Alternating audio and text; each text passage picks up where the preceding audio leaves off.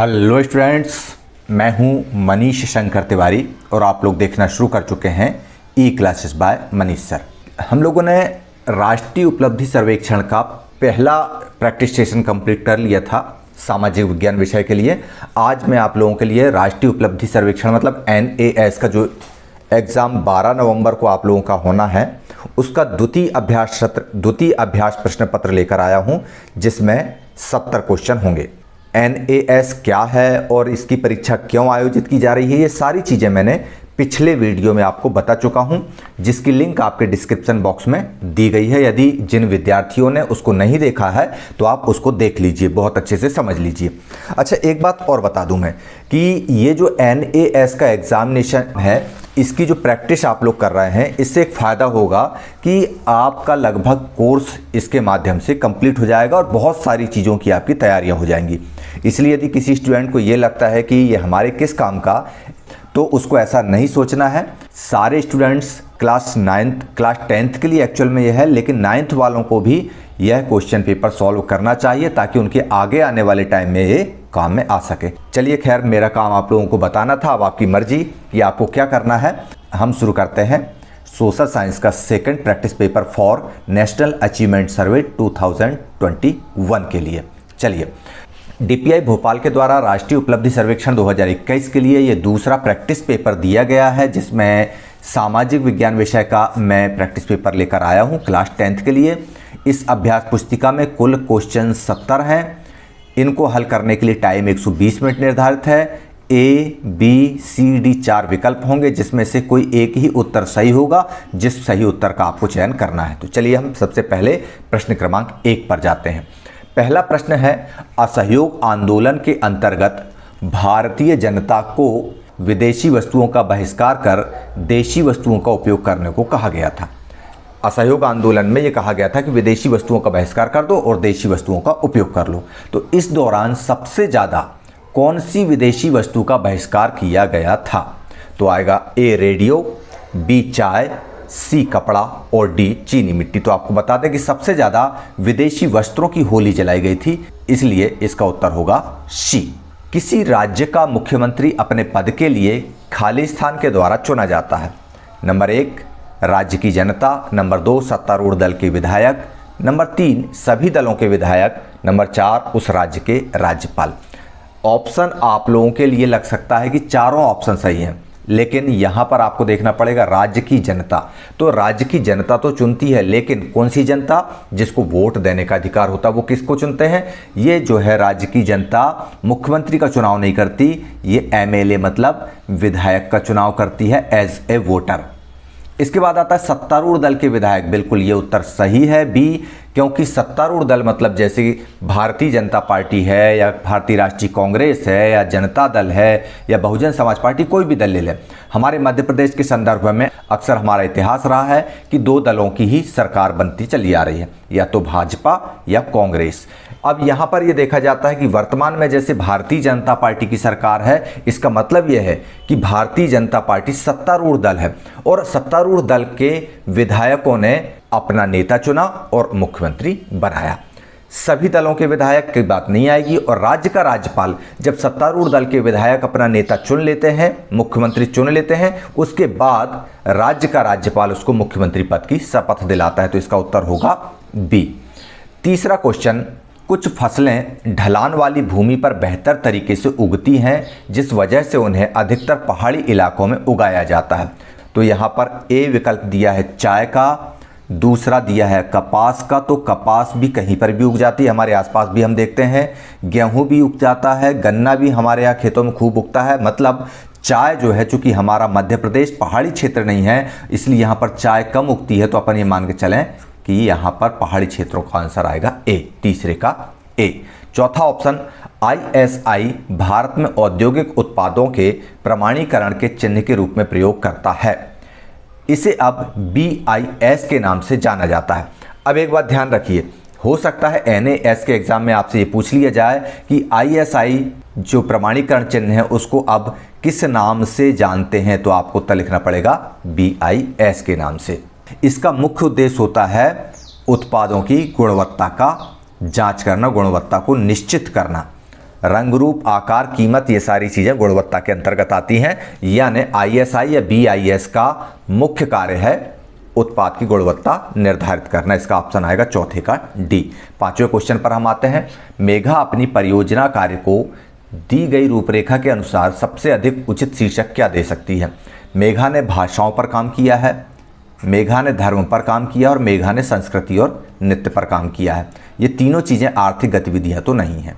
हाँ, सांस्कृतिक गतिविधियां हैं, पर वातावरण की परिस्थितियां ये भी नहीं हैं और राजनीतिक गतिविधियां भी नहीं हैं। इसका मतलब इसका उत्तर आएगा, इसका सही शीर्षक हो जाएगा सांस्कृतिक गतिविधियां। ठीक है ना। इसके बाद हम छठवें प्रश्न पर आते हैं। गांधी जी के जीवन का एक आंदोलन 12 मार्च को शुरू हुआ और उसी वर्ष को 5 अप्रैल को समाप्त हो गया। उस आंदोलन का नाम क्या था? यह आंदोलन 1930 में शुरू हुआ था और पहला ही ऑप्शन दिया हुआ है दांडी मार्च। ये 12 मार्च को साबरमती आश्रम से शुरू हुआ था और 5 अप्रैल को दांडी पर जाकर खत्म हो गया था। निम्नलिखित में से कौन सा विकल्प उपभोक्ता के लिए विकल्प में वृद्धि का कारण है? देखिए, उपभोक्ता, उपभोग, उत्पाद, इस तरह के शब्द आते हैं तो ये अर्थशास्त्र से संबंधित होते हैं। यहाँ पर देखते हैं हम अर्थव्यवस्था का उदारीकरण, इसी से संबंधित है। 7वें का ए आएगा, क्योंकि सत्ता में गठबंधन सरकार राजनीति विज्ञान का विषय ये है नहीं है, सांस्कृतिक विषय ये है नहीं है और सूचना प्रौद्योगिकी का तो संबंध ही नहीं होता है। अर्थात उपभोक्ता का संबंध अर्थव्यवस्था के उदारीकरण से है। अर्थव्यवस्था का जब उदारीकरण होता है तो उपभोक्ता के लिए विकल्पों में वृद्धि हो जाती है। 8वां प्रश्न। नीचे दिए गए नक्शे में भारत की मिट्टी के अनेक प्रकार दर्शाए गए हैं। अब नक्शे को ध्यान से देखें और प्रश्न का उत्तर दें। यहाँ पर पूछा गया है गंगा के मैदान में किस प्रकार की मिट्टी पाई जाती है। तो आपको ये ध्यान रखना होगा कि ये वाला जो है, ये एरिया, ये पूरा गंगा का मैदान या उत्तरी मैदान हम इसको कहते हैं। और जैसे ही किसी नदी से किसी मैदान को जोड़ा जाता है तो उसका सीधा सीधा संबंध होता है जलोढ़ मिट्टी से, यानी 8वें का उत्तर होगा सी, जलोढ़ मिट्टी। 9वां प्रश्न। भारत के कुछ हिस्सों में हिमानी शुद्ध जल का स्रोत है। इन क्षेत्रों में लोग जल संचयन के लिए हिम नदी की धारा का मार्ग बदलकर पानी की छोटी छोटी टंकियों का निर्माण कर लेते हैं। वे इस प्रकार की नवीन तकनीक का शाम के समय प्रयोग करते हैं जब हिमानी अपेक्षाकृत पिघल जाया करती है। यह तकनीक किस क्षेत्र में प्रयोग की जाती है? नंबर 1, खासी और जैंतिया की पहाड़ियाँ। तो भैया यहाँ पर तो बहुत ज़्यादा बारिश होती है, संसार की सबसे ज़्यादा बारिश इन पहाड़ी क्षेत्रों में होती है। दूसरा आता है शिवालिक पहाड़ियाँ। तो शिवालिक पहाड़ी एक तरह से निम्न हिमालय है, यहाँ पर हिमानी उतनी ज़्यादा उपलब्ध नहीं होती। तीसरा आता है लद्दाख क्षेत्र। बिल्कुल ये जवाब सही है। लद्दाख क्षेत्र में पानी को क्या करते हैं, लद्दाख एक शीत रेगिस्तान है, यहाँ पर पानी को जो है स्टोर करके रखा जाता है। थोड़ा सा कम टेम्परेचर होता है। निचले लद्दाख क्षेत्र में छोटे टैंक बना दिए जाते हैं ताकि हिमानियों का जल जो है वहाँ पर इकट्ठा हो सके। तराई क्षेत्र तो है ही नहीं है, यानी इसका उत्तर जो है क्या आएगा? सी, सही उत्तर है लद्दाख। इसके बाद हम आते हैं अगले प्रश्न 10वें पर। गांधी जी के अलावा और ऐसा कौन सा व्यक्ति है जिसको महात्मा का खिताब दिया गया? तो विवेकानंद को तो नहीं दिया गया था। ज्योतिराव फुले, महात्मा ज्योतिराव फुले, बिल्कुल ज्योतिबा बोलते हैं अपन को, महात्मा का खिताब इनको भी दिया गया था। दयानंद सरस्वती, लाला लाजपत राय, आंसर नहीं होगा, उत्तर होगा बी। इस पोस्टर को देखें। बिन बुलाया भारतीय मेहमान, साइमन वापस जाओ। यह किस वर्ष की बात हो सकती है? तो यह बात तो हो सकती है 1947 की, तो हो नहीं सकती, देश आज़ाद हुआ था। 1942 में भारत छोड़ो आंदोलन प्रसिद्ध हुआ था। इसके बाद 1928, बिल्कुल 1928 में साइमन कमीशन को वापस भेजने का निर्णय लिया गया था। इसी के विरोध में लाला लाजपत राय के ऊपर लाठीचार्ज हुआ था और वे शहादत को प्राप्त हुए थे। 1917 असंभव है, ये तो हो नहीं सकता। 1917 इसका ऑप्शन नहीं है, यानी इसका उत्तर है सी, 1928। इसके बाद आता है 12वां। पहाड़ी इलाकों में घरों को कई बार बांस के लट्ठों पर बनाया जाता है क्योंकि वहाँ की ज़मीन गीली होती है और सांप, बिच्छू, जोंक आदि जीव जंतुओं का घर होता है। 9th क्लास में हमने इसको पढ़ा हुआ है कि ये जनरली पूर्वोत्तर राज्यों में होता है, असम में भी होता है। तो असम के बारे में अपन ने पढ़ा हुआ था कि असम में बांस के लट्ठों के ऊपर घर बनाया जाता है, लेकिन यहाँ पर ऑप्शन असम नहीं है, यहाँ पर ऑप्शन दिया हुआ है अरुणाचल प्रदेश। तो अरुणाचल प्रदेश और असम एक दूसरे से लगे हुए हैं, इसलिए उसका उत्तर अरुणाचल प्रदेश ए सही होगा। आंध्र प्रदेश, गुजरात और हिमाचल प्रदेश इसका उत्तर नहीं होगा। 13वां। इनमें से कौन सा कथन ऐसे व्यक्ति द्वारा कहा गया है जो लैंगिक समानता को प्रोत्साहित करता है। 13वां प्रश्न है, इसके उत्तर के लिए पहला ऑप्शन है महिलाओं को सरकारी कार्यालयों में नौकरी की कोशिश करनी चाहिए और पुरुषों की तरह सरकार में भाग लेना चाहिए। यह जो है लैंगिक समानता को प्रोत्साहित करता है। दूसरा, नौकरियां दुर्लभ होने की परिस्थितियों में पुरुषों को महिलाओं की तुलना में नौकरी करने के अधिकार ज़्यादा हैं। ये पुरुषवादी मानसिकता है। महिला सशक्तिकरण पुरुषों को कम महत्व देने से होता है, बिल्कुल नहीं। राजनीति नेता बनने के लिए महिलाओं की तुलना में पुरुषों में बेहतर योग्यता होती है, ये भी आंसर नहीं आएगा ना। पहला ऑप्शन सही है, 13 का ए। इसके बाद हम अगला आते हैं, दक्षिण अफ्रीका में रहने के दौरान गांधी जी को निम्नलिखित में से किस मसले पर कष्ट हुआ था। नंबर 1, वातावरण का प्रदूषण। तो वातावरण के प्रदूषण से गांधी जी को कष्ट हुआ भी होगा तो केवल गांधी जी को नहीं हो सकता, वहां रहने वाले सभी लोगों को होगा। दूसरा, बी, गोरे लोगों का शासन।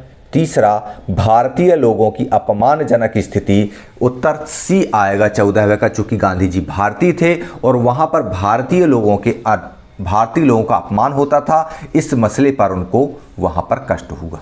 इसका उत्तर होगा सी, भारतीय लोगों की अपमानजनक स्थिति। प्रश्न क्रमांक 15 है, लगभग 50% मनुष्य की आबादी पृथ्वी के केवल 10% भूमि क्षेत्र पर होती है। ऐसा 10% क्षेत्र कौन सा है।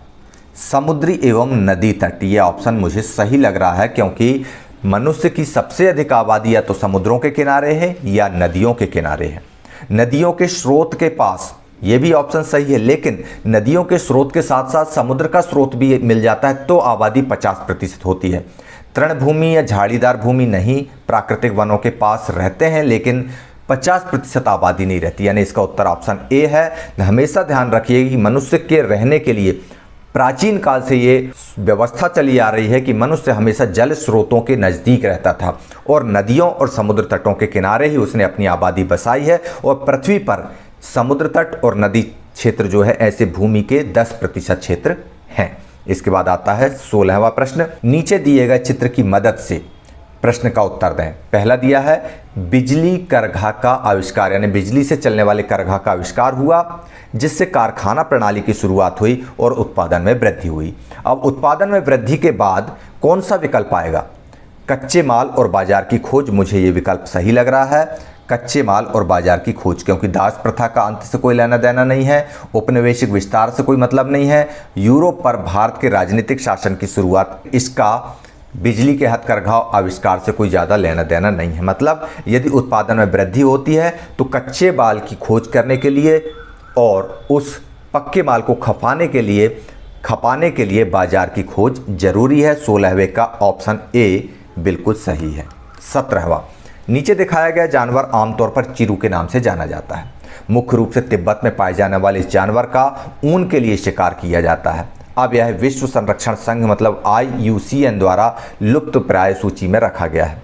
भारत में आपको यह कहाँ मिल सकता है। तो 17वें के लिए हमको देखना पड़ेगा कि यह जानवर तिब्बती क्षेत्र में पाया जाता है और तिब्बत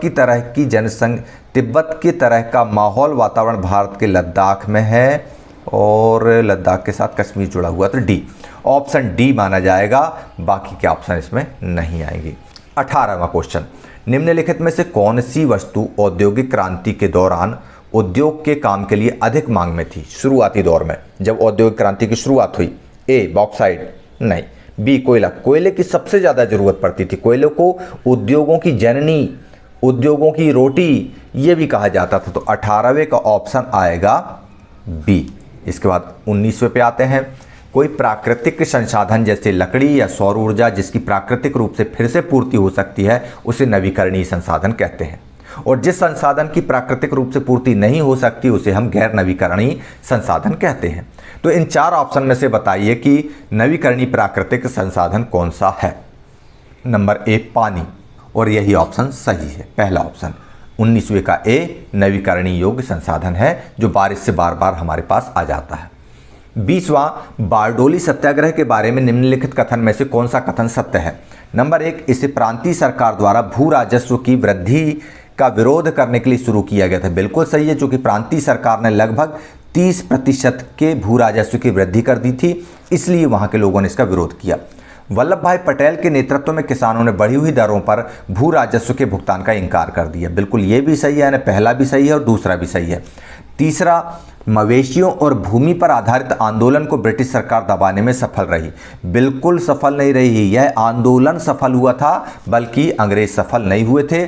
30% की जगह पर भू राजस्व की दर 6% के आसपास कर दी गई थी। इस तरह से वल्लभ भाई पटेल के नेतृत्व में इस आंदोलन में सफलता अर्जित की थी और तभी बारडोली क्षेत्र की महिलाओं ने वल्लभ भाई पटेल को सरदार की उपाधि से विभूषित किया था। चौथा ऑप्शन, ब्रिटिश सरकार ने बढ़ी हुई दरों पर भू राजस्व बटोरना जारी रखा। बिल्कुल नहीं, मैंने बताया ना आपको कि 30% की जगह भू राजस्व की दर 6% कर दी गई थी। अर्थात पहला और दूसरा, कौन सा ऑप्शन है पहला और दूसरा में? सी, यानी केवल 1 और 2 सही है, 20वें का सी इसका उत्तर सही होगा। अगला प्रश्न, नीचे दिए गए समाचार पत्र दक्षिण अफ्रीका में होने वाले रंगभेद की समाप्ति की ओर इशारा कर रहे हैं।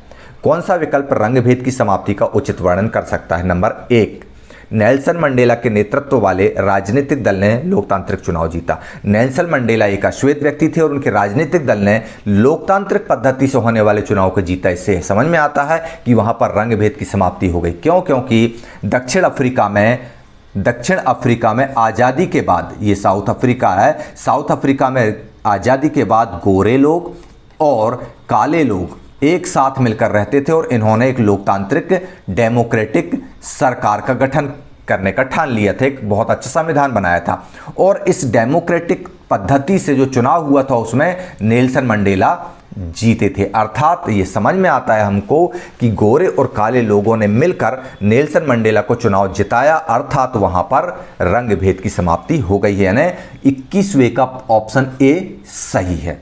इसके बाद बाकी ऑप्शन पर विचार करने की जरूरत ही नहीं है।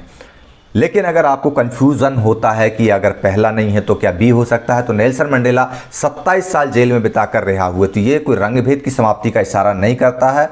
ये तो हो सकता है कि उनको छोड़ भी सकते हैं, ये अंग्रेजों की भलमनसाहत भी मानी जा सकती है। इसको हम रंगभेद की विजय नहीं मान सकते, इसको हम मंडेला की जिद को मंडेला के जिद की जीत जरूर मान सकते हैं। बी ऑप्शन में। सी ऑप्शन में यूनाइटेड किंगडम ने नेल्सन मंडेला के पक्ष में दक्षिण अफ्रीका में हस्तक्षेप किया। बिल्कुल नहीं, ये ऑप्शन नहीं होगा। यदि किसी के हस्तक्षेप से अगर उनको नेल्सन मंडेला को छोड़ा जाता है या उनके साथ अच्छा किया जाता है तो यह रंगभेद की समाप्ति नहीं कहलाएगी। अश्वेतों और गोरों के बीच हिंसक मुठभेड़ के बाद अश्वेतों की जीत हुई, तो यह भी रंगभेद की समाप्ति नहीं कहला जा सकता। अगर मुठभेड़ हुई और अश्वेत जीत गए तो रंगभेद तो बना रहेगा। लेकिन ए ऑप्शन सबसे बेस्ट ऑप्शन है कि लोकतांत्रिक चुनाव की बात हो रही है। लोकतांत्रिक चुनाव में गोरों ने भी वोट दिया था, कालों ने भी वोट दिया था, अश्वेतों ने भी वोट दिया था और जीतकर कौन आए? अश्वेत राष्ट्रपति जीतकर आए। मतलब यहां पर रंगभेद की समाप्ति हो गई है। बहुत क्लियर आपको समझ में आ गया होगा। 22वां प्रश्न पर हम चलते हैं। ज्वार, बाजरा और दालें किस तरह के शुष्क क्षेत्रों में उगाए जाते हैं? तो जब बात शुष्क क्षेत्र की आ रही है, यहां पर क्या लिखा हुआ है? शुष्क क्षेत्र। और बिहार शुष्क क्षेत्र नहीं है, हरियाणा शुष्क क्षेत्र नहीं है, केरल शुष्क क्षेत्र नहीं है, राजस्थान शुष्क क्षेत्र है। इसका ऑप्शन आएगा डी। राजस्थान जैसे शुष्क क्षेत्रों में उगाए जाते हैं ज्वार, बाजरा और दालें। अच्छा, इसमें यदि पंजाब ऑप्शन दे दिया हो तब शायद आप लोग कंफ्यूज हो जाते, क्योंकि पिक्चरों में अक्सर, हमारी भारतीय फिल्मों में अक्सर ये बताया जाता है कि बाजरे दी रोटी और सरसों दा साग पंजाब की शान है। लेकिन ये सारी चीज़ें उगाई कहाँ जाती हैं? हम मान ले रहे हैं चलो पंजाब में खाई जाती होंगी, लेकिन उगाई जाती हैं शुष्क क्षेत्र राजस्थान में। ठीक है ना? अब कोई कंफ्यूजन आपको नहीं होना चाहिए। 23वें क्वेश्चन पर आते हैं। सन 1900 से 1940 के समय क्रांतिकारी कार्यकर्ताओं के बारे में निम्नलिखित कथनों में से कौन सा कथन सत्य नहीं है? नंबर 1, उन्होंने भारत तथा विदेशों में गुप्त समितियों का आयोजन किया। बिल्कुल ये कथन सत्य है कि भारतीय क्रांतिकारियों ने भारत में ही नहीं बल्कि लंदन में, अमेरिका में, जापान में, जर्मनी में, इटली में, हर जगह जाकर गुप्त क्रांतिकारी समितियों का गठन किया था और अनेक लोग, गैरीबाल्डी जैसे लोगों से प्रभावित होकर, अनेक लोगों ने मैजिनी जैसे क्रांतिकारियों से प्रभावित होकर कार्य किए थे।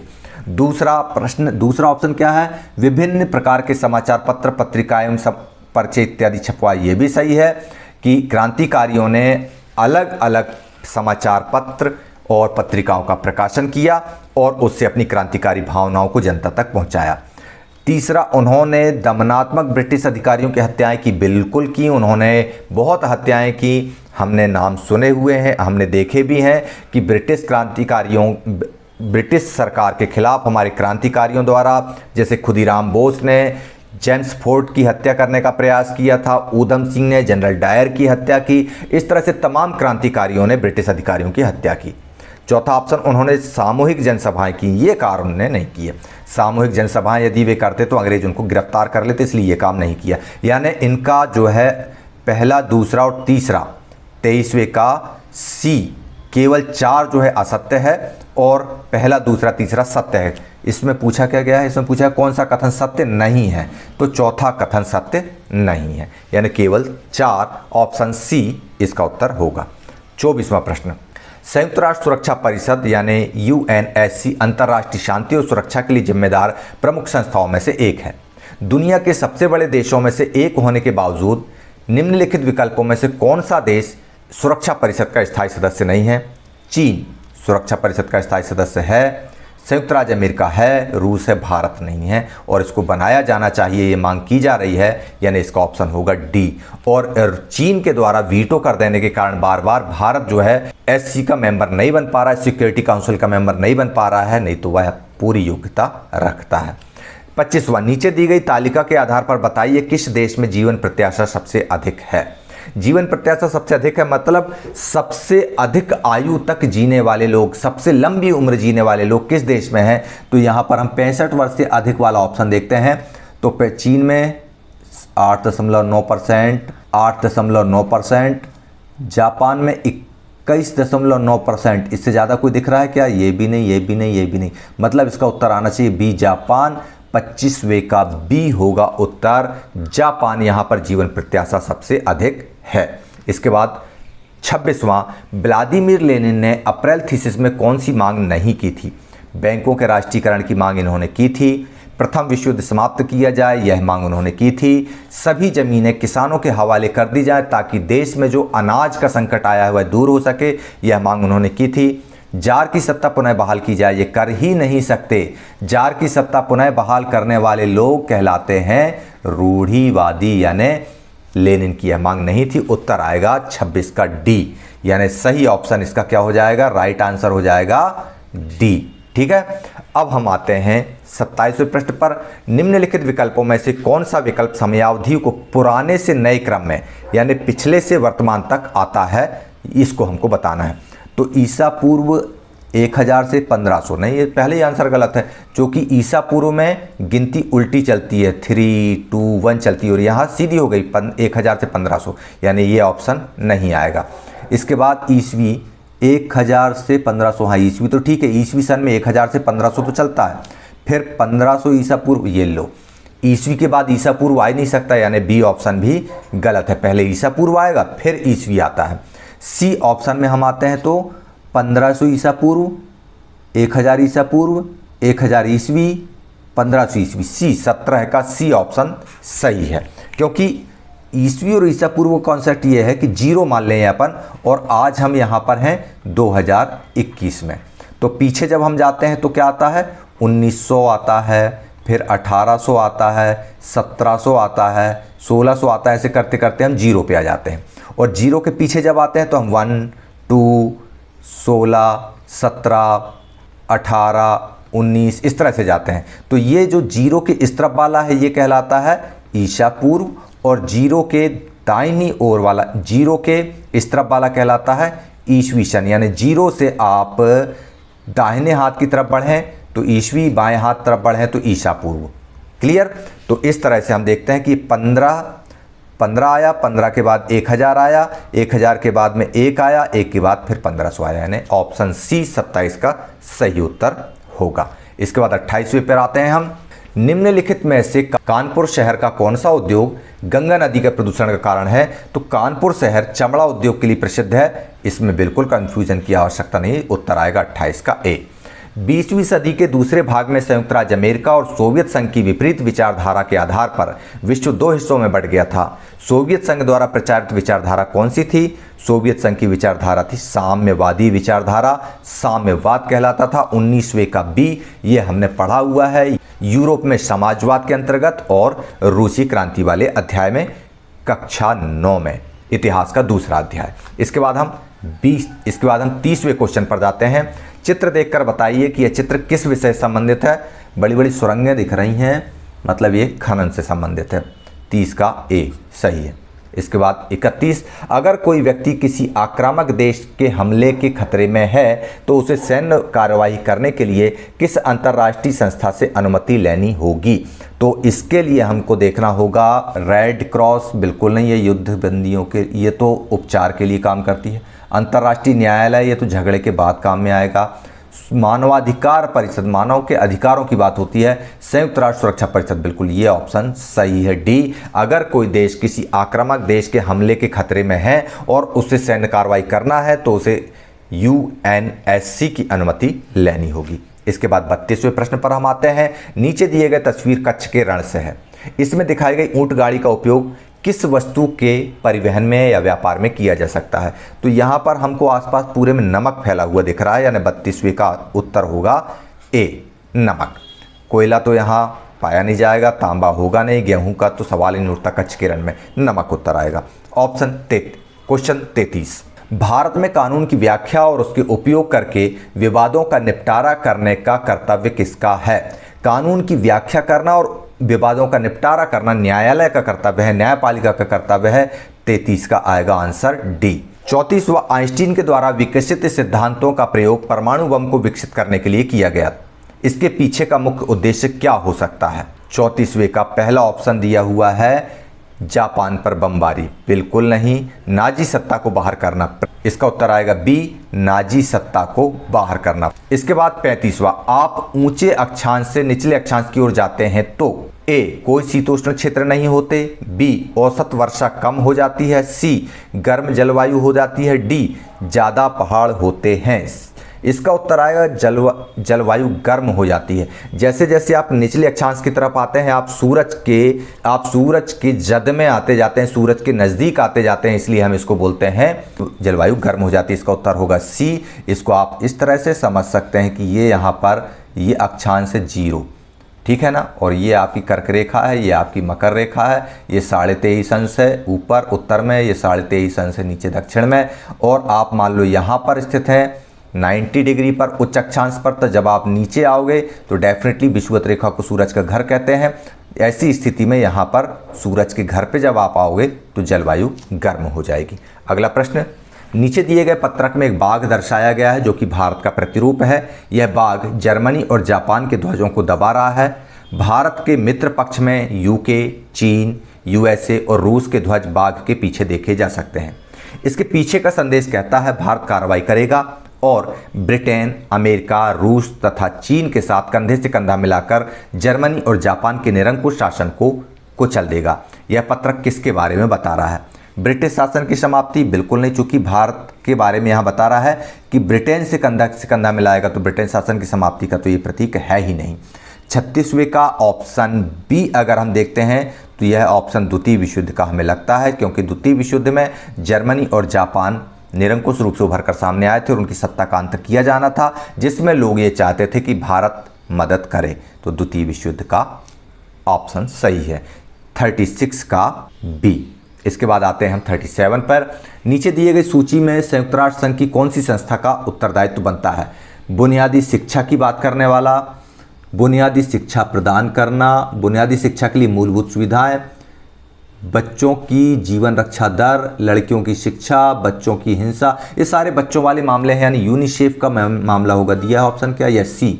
बच्चों की बातें कहीं पर भी अगर आती हैं तो इसका उत्तर आएगा यूनिसेफ। इस पोस्टर का मुख्य विषय क्या है? 38वें प्रश्न पर हम आते हैं।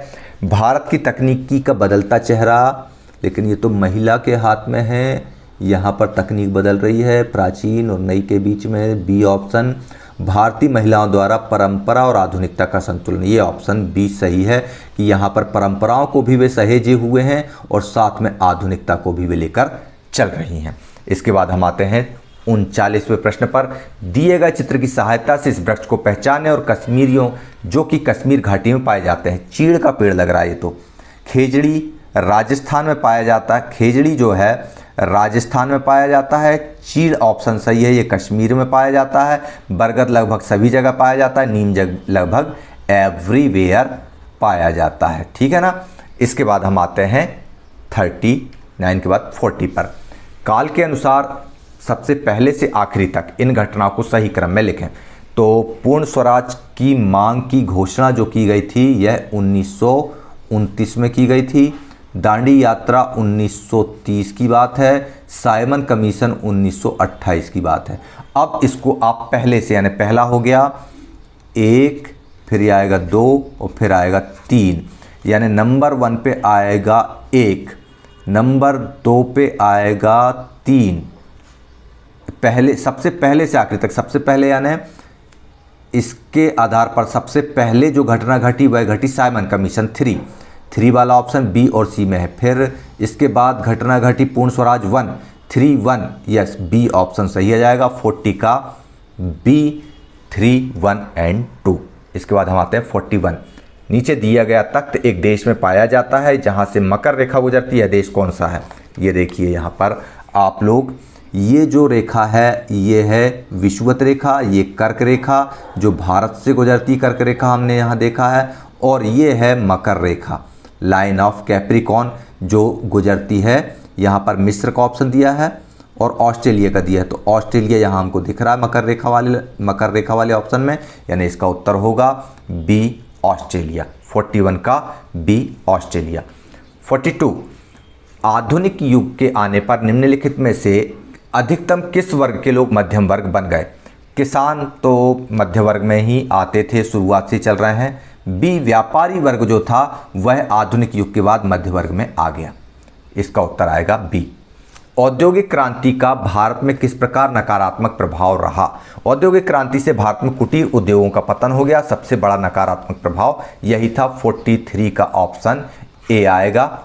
इसके बाद 44 नीचे दिए गए विज्ञापन पत्र को देखिए और सूचना को पहचानिए। जागृत होइए, हम यहाँ हैं सौर ऊर्जा के साथ। यहाँ पर यह बताया जा रहा है कि सन 1900 में पर्याप्त तेल था और अब हमने तेल के उपयोग की चरम सीमा को स्पर्श कर लिया है। अब तेल धीरे धीरे कम होता जाएगा, यानी सन 2100 यानी 2100 तक हमको पूरी तरह से सोलर ऊर्जा पर डिपेंड होना पड़ सकता है। यानी यहाँ पर सूर्य तेल संसाधन नहीं, तेल संसाधनों का स्रोत नहीं है। 2100 तक तेल संसाधन समाप्त हो सकते हैं, यह बी। 44 का ऑप्शन बी सही है। क्यों? क्योंकि 2100 तक तेल संसाधन नहीं बचेंगे और हम सौर ऊर्जा पर डिपेंडेंट हो जाएंगे। इसके बाद आते हैं 45 पर। नीचे दिए गए विज्ञापन पत्र संयुक्त राष्ट्र द्वारा मानवाधिकारों की सार्वभौमिक घोषणा पर आधारित है। हर जगह मनुष्यों को अधिकार है किस चीज़ का? स्वास्थ्य का, स्वतंत्रता का, गौरव का, सुरक्षा का, इन चीज़ों का, शिक्षा का, भाईचारे का, गोपनीयता का, स्वतंत्रता का, विवाह का, उचित वेतन का, यह अधिकार है। यह कथन किसका समर्थन करता है? नंबर 1 45 का ए, सभी मनुष्य अपनी स्वतंत्रता, मर्यादा और अधिकारों के साथ पैदा होते हैं, यह ऑप्शन सही है। सामाजिक मुद्दों के लिए दान पुण्य करना चाहिए, नहीं ये नहीं। सभी देशों को लोकतंत्र का पालन करना चाहिए। सभी देश अपनी मर्जी से दूसरे देशों के विरुद्ध जंग छेड़ सकते हैं, नहीं। यानी ऑप्शन आएगा ए, सभी मनुष्य अपनी स्वतंत्रता, मर्यादा और अधिकारों के साथ ही पैदा होते हैं, ये सार्वभौमिक घोषणा है। 46वां नीचे दिखाया गया संयुक्त राज्य अमेरिका का एक मुद्रा नोट है, करेंसी नोट है। केंद्र में दिखाए गए व्यक्ति की छवि किसका प्रतिनिधित्व करती है? अफ्रीकी नागरिक। अमेरिका के नोट पे अफ्रीकी नागरिक का क्या काम? अमेरिकी मूल प्रजाति का एक सदस्य, यही आएगा बी पे। 46 का बी। अब हालांकि वहाँ पर वॉशिंगटन का चित्र आने लगा, जैसे हमारे देश में नोट पर महात्मा गांधी का चित्र होता है, ऐसे ही वहाँ पर वॉशिंगटन का चित्र होता है। इसके बाद में 27वां प्रश्न, विश्व के अधिकतम सोने के अयस्क का उत्पादन करने वाला देश कौन सा है? ए भारत, बी चीन, सी दक्षिण अफ्रीका, डी संयुक्त अरब अमीरात। तो इसका सही उत्तर 47 का जो है वह होगा बी चीन। चीन में सोने के अयस्क का उत्पादन सबसे अधिक होता है विश्व में। चलिए इसके बाद हम देखते हैं प्रश्न क्रमांक 48। भारत के टाटा स्टील की वैश्विक स्थिति को नीचे दिए गए मानचित्र में दर्शाया गया है। मानचित्र के आधार पर बताइए टाटा स्टील के बारे में कौन सा कथन सत्य है। नंबर 1, टाटा स्टील ने पूरे एशिया और अफ्रीका में स्टील प्लांट स्थापित किए हैं। तो पूरे एशिया में तो हाँ फिर भी है, लेकिन साथ में और क्या है, अफ्रीका में भी स्थापित किया है। अफ्रीका में केवल दक्षिण अफ्रीका में किया है।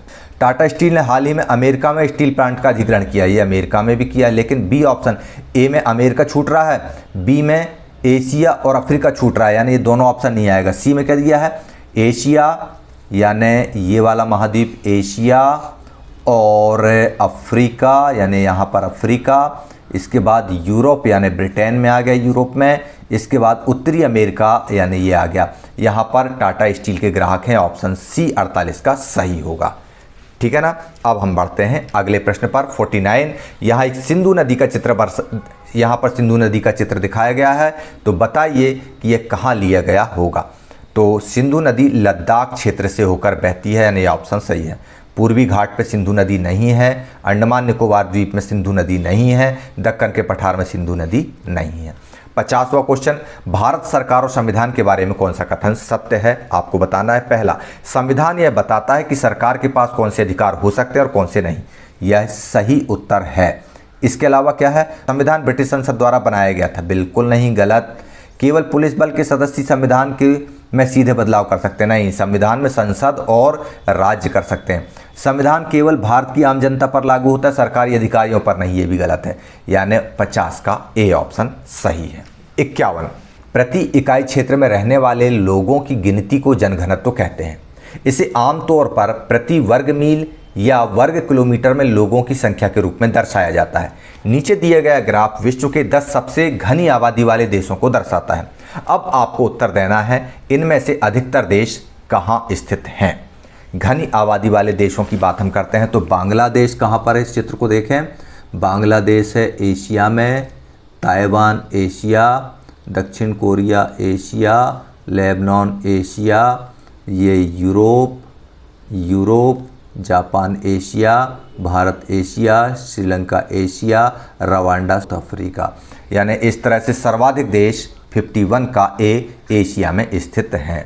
इसके बाद आते हैं 52 नंबर पर पेट्रोलियम से मिलने वाला एक महत्वपूर्ण उप उत्पाद कौन सा है। तो पेट्रोलियम से लोहा नहीं मिलता, ग्रेफाइट भी नहीं मिलता, प्लास्टिक मिलता है और स्टेनलेस स्टील नहीं मिलता। इसका उत्तर सी आएगा।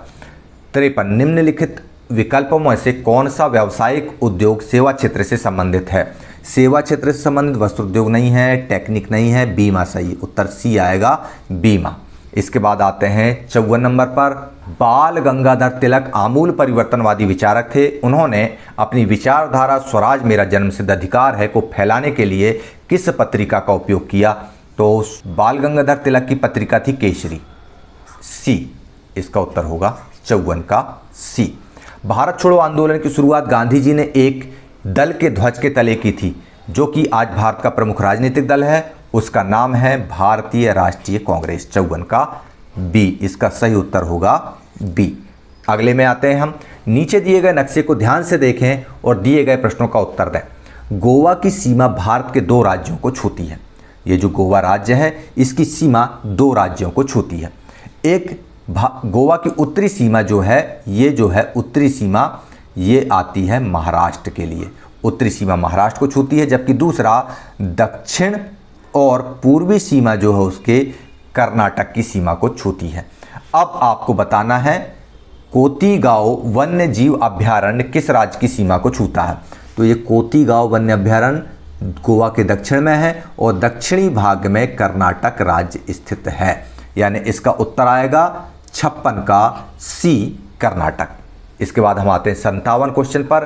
2011 में पिछले वर्ष की तुलना में इस खनिज का उत्पादन लगभग आधा हो गया था। देखते हैं हम, लगभग आधा। 2010 में 74, 71 आधा नहीं है, 1500 ये ऑप्शन सही है। और करीब कोई हो सकता है क्या? ये भी नहीं है, ये भी नहीं है, ये भी नहीं है, ये नहीं नहीं नहीं नहीं। कौन सा खनिज है ये? कौन सा खनिज है? बॉक्साइट। बॉक्साइट कहाँ पर दिया है? ए में दिया है। 57 का ए। ठीक है ना। इस तरह से आप आंसर निकाल सकते हैं। चित्र में दी गई घटना 20 मई 1498 को कालीकट में घटी थी। इस चित्र को देखकर बताइए कि वह कौन सी शख्सियत है जो भारत आई थी। नंबर ए ऑप्शन में दिया है Lord Dalhousie. Number B option में दिया है वास्को डी गामा।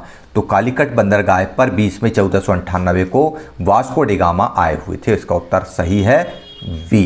59 निम्नलिखित में से किस कार्यक्रम का उद्देश्य सतत विकास में मदद करते हुए सूखा, वन कटाई एवं मिट्टी के कटाव जैसी समस्याओं से बचा जाना है। 59 का ए राष्ट्रीय रोजगार गारंटी अधिनियम या अभियान 2005 यही उत्तर सही है कि ये सतत विकास में मदद करते हुए सूखा, वन कटाई, मिट्टी के कटाव इत्यादि को रोकने के लिए भी समस्याओं से बचे जाने का कार्यक्रम है। 59 का ए। इसके बाद हम 60 निर्धनों का अच्छे वातावरण एवं संपन्न लोगों के साथ न रहकर निकृष्ट वातावरण में दूसरे निर्धनों के साथ रहना कहलाता है। असुरक्षा, सामाजिक अपवर्जन, आर्थिक अपवर्जन या पलायन। तो 60 का उत्तर होगा बी सामाजिक अपवर्जन। इसको सामाजिक अपवर्जन कहेंगे।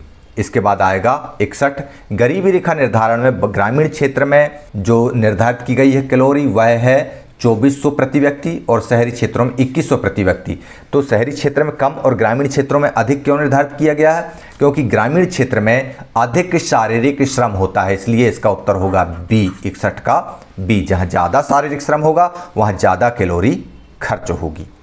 इसके बाद 62 मध्याह्न भोजन योजना प्रारंभ करने का उद्देश्य है कक्षा में बच्चों की उपस्थिति बढ़ाना बिल्कुल है, बच्चों के पोषण स्तर में सुधार ये भी है, बीच में पढ़ाई छोड़ देने वाले बच्चों की संख्या में कमी करना ये भी सही है, यानी उत्तर डी इसका सही है उपरोक्त सभी।